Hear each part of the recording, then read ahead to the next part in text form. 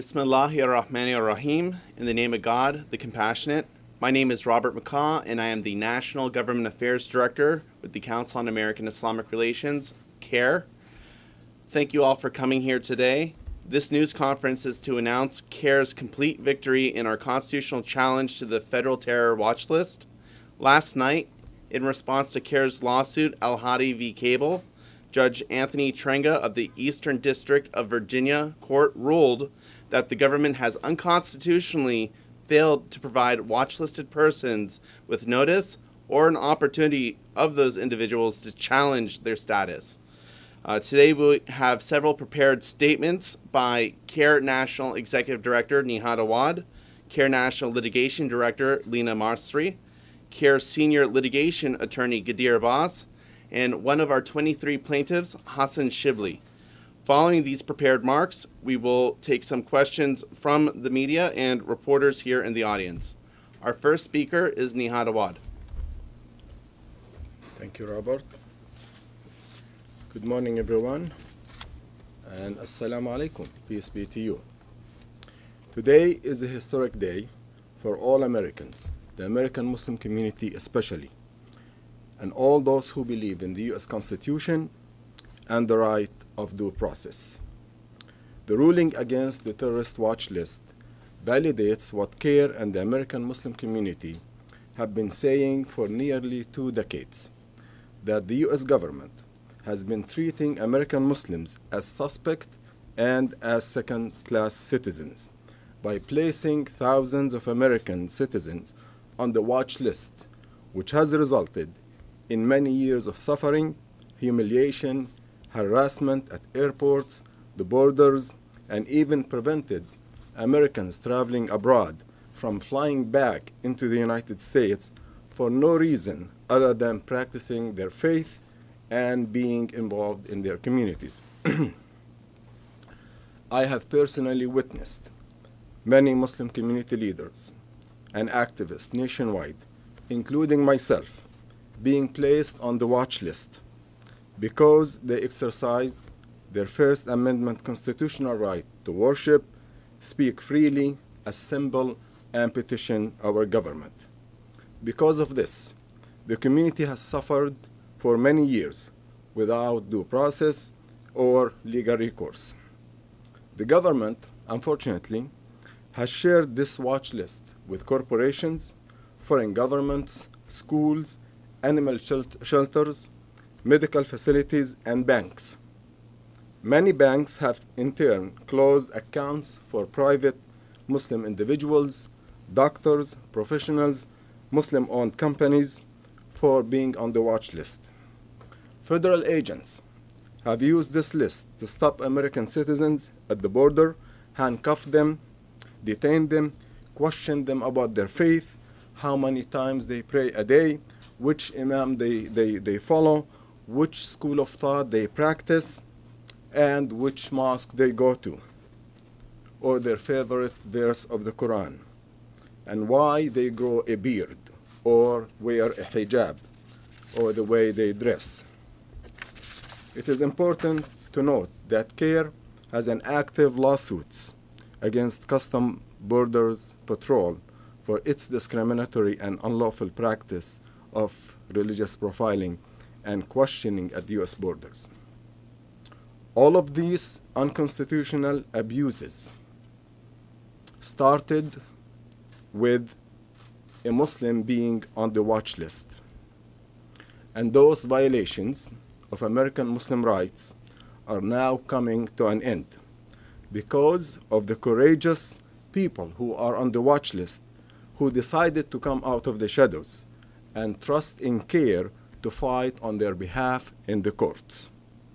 And this victory could not have been possible without the amazing legal team at CAIR under the leadership of Lena Marsri and Gadir Abbas, and this fabulous attorneys, staff, and among them, of course, Hassan Shibli, who is one of the plaintiffs.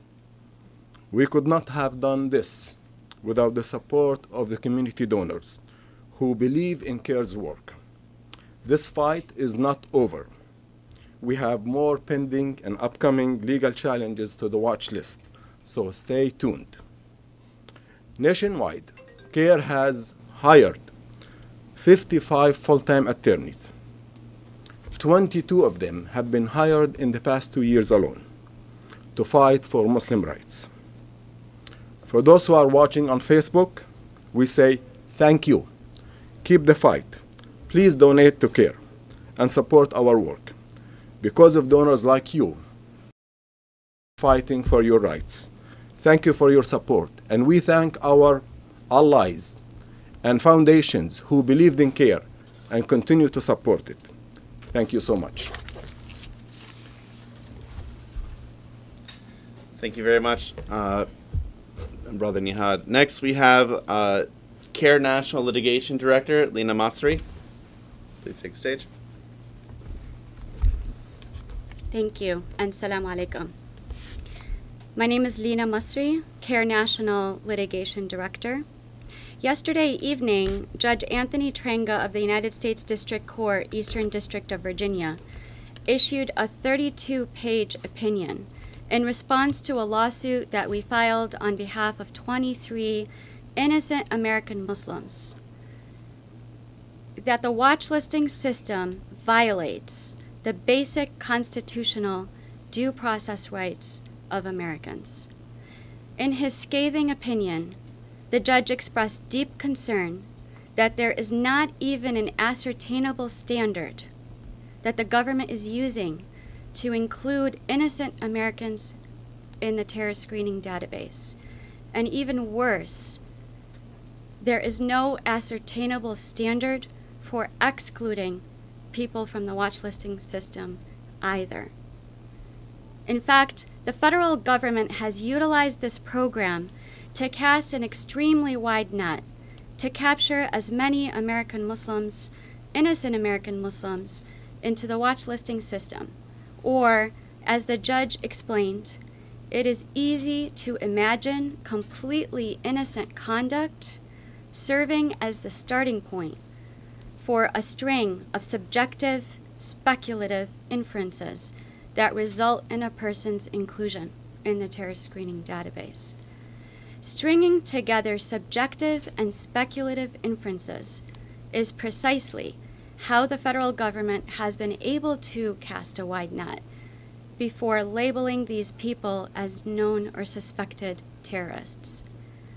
Our lawsuit uncovered layers upon layers of secrets that the government has kept from the public to allow it to expand the watchlisting system beyond any stretch of the imagination. The federal government shares watchlisting information with more than 18,000 state, local, county, city, university, and college, tribal, and federal agencies across this country.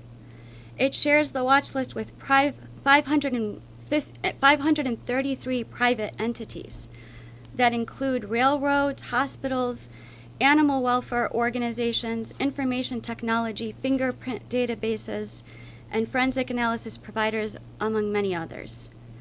And as a result, routine encounters with law enforcement who receive an alert and all they know about this individual they're interacting with is that they have been classified by the federal government as a known or suspected terrorist.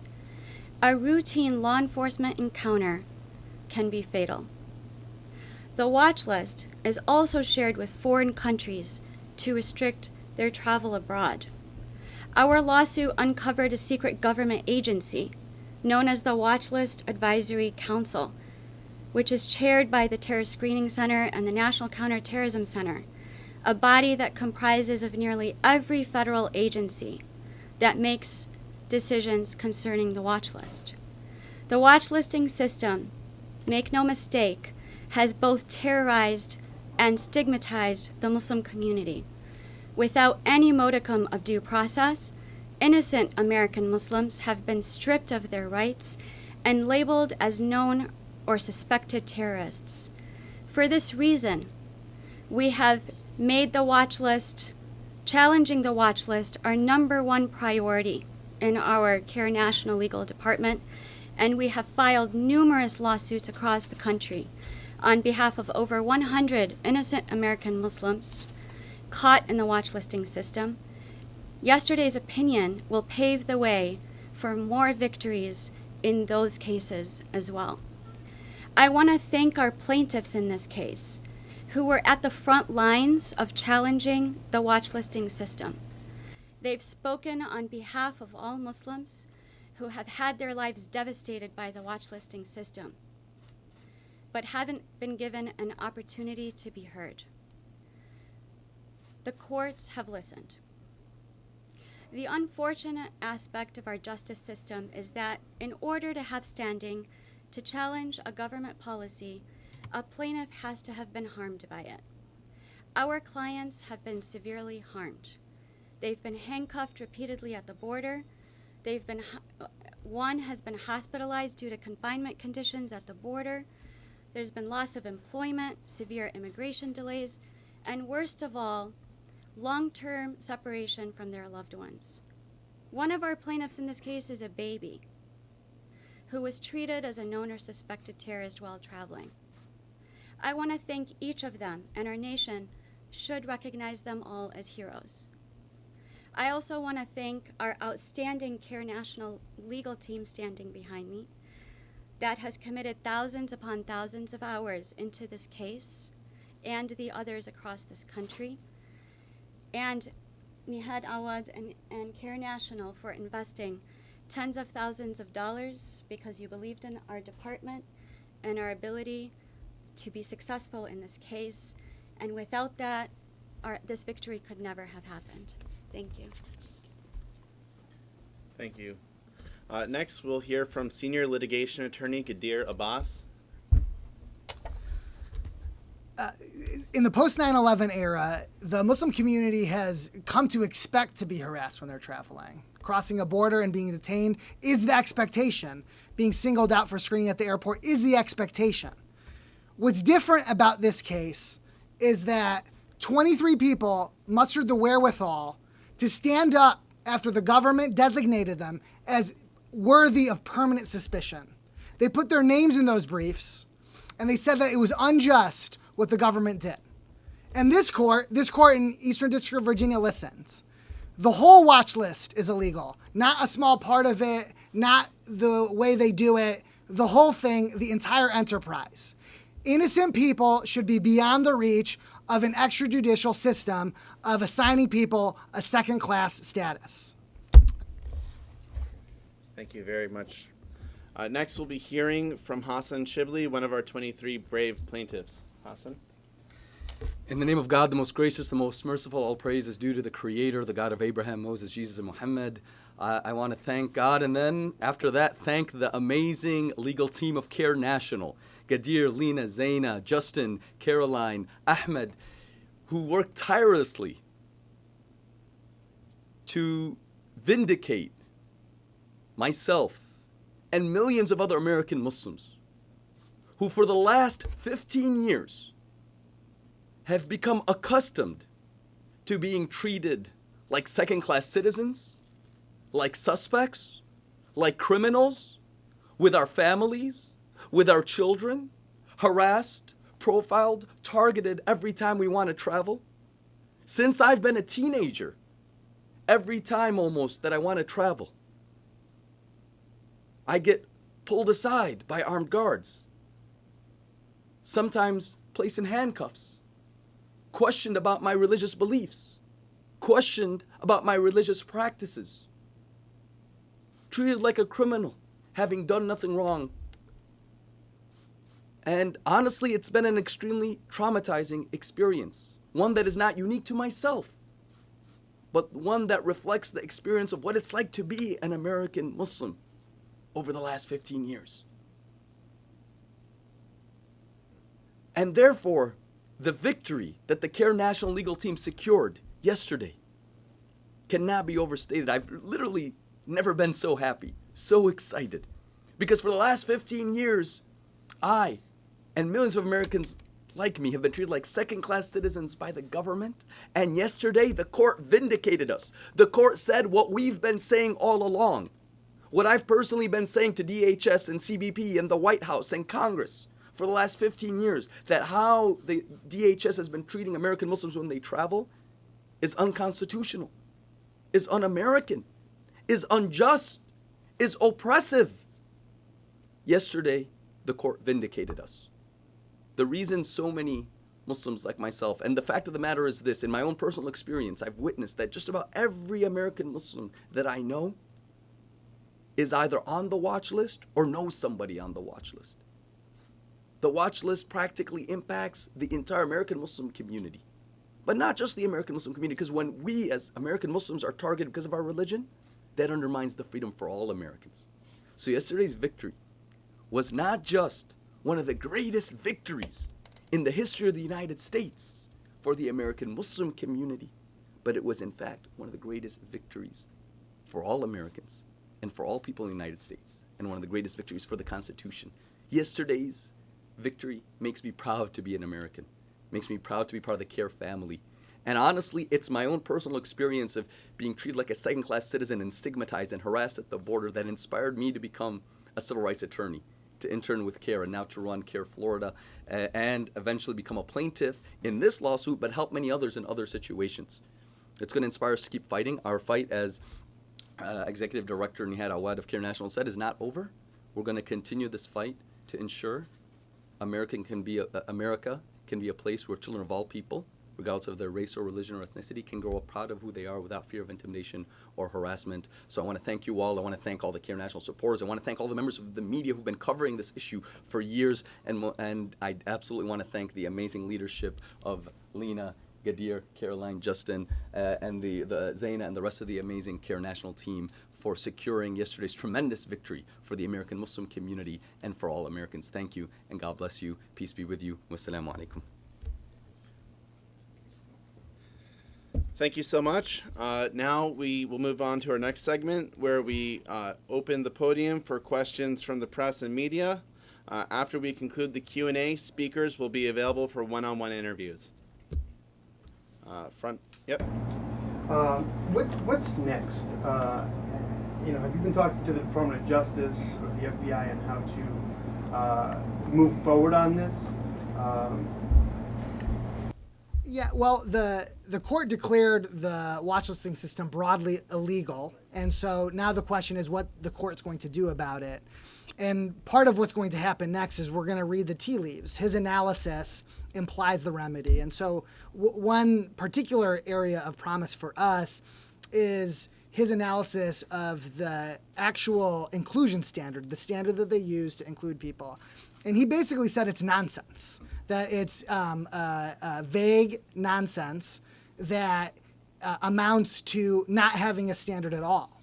And so if you change the inclusion standard, you have rewritten how watch listing works in the U.S. And is that what you want, or do you want Yes. thrown out?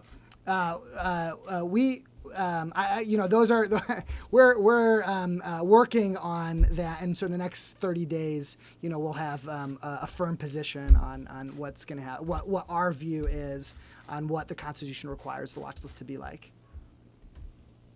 Since this watch list is kind of secretive, is it of CAIR's knowledge how many Muslim people are being affected by being on that list? As far as we can tell, the list is essentially a list of Muslim people. There have been folks that are not Muslim. For example, Laura Poitras, who's did that documentary about Edward Snowden a few years ago, won an Oscar for it. She lives in Germany now because for years, after doing a trilogy of documentaries about the Iraq War, was searched every single time she crossed their border. Her electronics were taken from her often. And so we do see what we'd expect of a secret government watch list. It applies to a minority group, an unpopular minority group, the Muslim community, and political activists. But how many people are being affected? There's more than 1 million people in total on the watch list. Question right there. So since the court has asked you to present arguments, what is the remedy that you're going to propose going forward? Since you said the watch list is illegal, are you just trying to change the inclusion standards? So the question is, what are we trying to do? What do we want the court to do as a remedy? We don't believe that innocent people who have not been arrested, charged, or convicted of a violent offense can be placed on a secret watch list. And so at a bare minimum, those innocent people should be protected from this extrajudicial process. Beyond that, there's a whole host of concerns that are certainly going to be the focus of the additional processes in the future. For example, we know that the government disseminates watch listing information to 18,000 local state law enforcement entities and more than 500 private entities. But the truth of the matter is, one of the great mysteries of the watch listing system now is, what are these private entities doing with their watch list information? We don't know. And so we think that there's a mismatch between the willy-nilly approach to dissemination that the federal government has taken and the consequences that are visited upon those people. So certainly a tighter fit between those two is important. Follow up. So would you be looking for a way to get people off of the watch list? Of course. If it still stands? Yeah. All innocent people that have not been arrested, charged, or convicted of a terrorism-related offense have no business being on this watch list. And it's our position that the Constitution does not give the federal government the ability, the authority to put innocent people on the watch list. Yeah. So the Justice Department can go to Supreme Court next. Do you think that is a likelihood? Well, there's a lot of steps between now and something like that happening. In addition to, the court needs to decide what he's going to order the government to do in response to that. But there's pending litigation all across the country, in Oregon, in Texas, in Maryland, in Utah, in the 9th Circuit, in the 10th Circuit. There's just a ton of litigation. So, this will kind of continue to creep up, but there's a lot before we get to that point. Yeah. Could you elaborate upon the role that the Secret Watch List Advisory Council played throughout this process, and maybe who some of the members are? Yeah, the Watch List Advisory Council, we learned of the first time during a deposition of the FBI last March 2018, and it's a supra agency body that is chaired by the Terror Screening Center and the NCTC. And essentially every single federal agency is a member of this. And the language that they use to describe the watch list, they call it the watch list enterprise, because it really is a federal government-wide effort to deploy the watch listing system in every manner that they can come up with. And so here, the Watch List Advisory Council is the body that sets government-wide policy about the watch list, and it's about the Department of State exporting watch list information to foreign countries, and in exchange receiving foreign watch list information and dumping it into databases that then TSA uses to conduct screening not only of travelers but of their employees, and then DHS takes the information that they get from nuclear energy companies and other infrastructure companies and screen people against the watch list and collect information that gets exported to another agent. So it really is this ominous, dystopian process that the federal government's using that's unprecedented. There's never been something like the watch listing system in American history. Yeah. The judge has said that the standards are vague, the current standards. But what are they? How does someone like Mr. Shibley end up on the watch list? Is it just faith? Are there other elements that go into it? So as a practical matter, because the standard is contentless, the federal government will be able to put on the watch list whoever it is that they want to put on the watch list. And so what we've seen is that the watch listing system is trained on the Muslim community.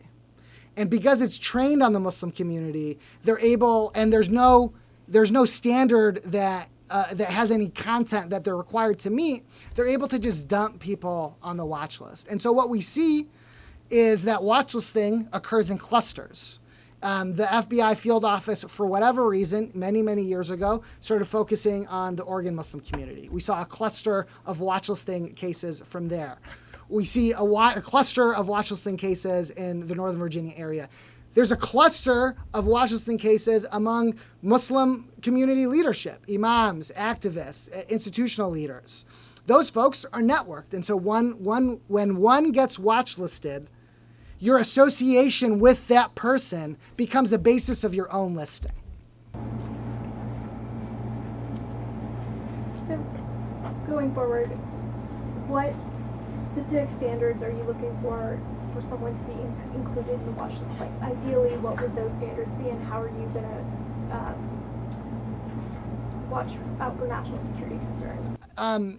Well, we have the advantage here of dealing with a program that in its entire existence has accomplished nothing.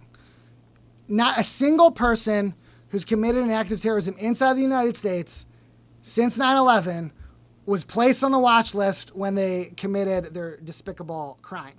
Not a single one. So the federal government has been wrong amazingly, even though they've cast a wide net to include more than 1 million. They've been wrong 100% of the time. And there are statistical reasons for that. You just can't, if you're looking for an extremely rare event, 150 perpetrators of acts of terrorism among 300 million people. Even if your tool, even if your standard and your operations mean that 99% of the time you look at someone, you'll be able to tell whether or not they're actually a terrorist. That means, because it's so rare, your list, even if it's 99% accurate, and trust me, this one is not 99% accurate, even if it's 99% accurate, you'll end up with a list with hundreds of thousands of innocent people. It's in the nature of large numbers that this is a folly.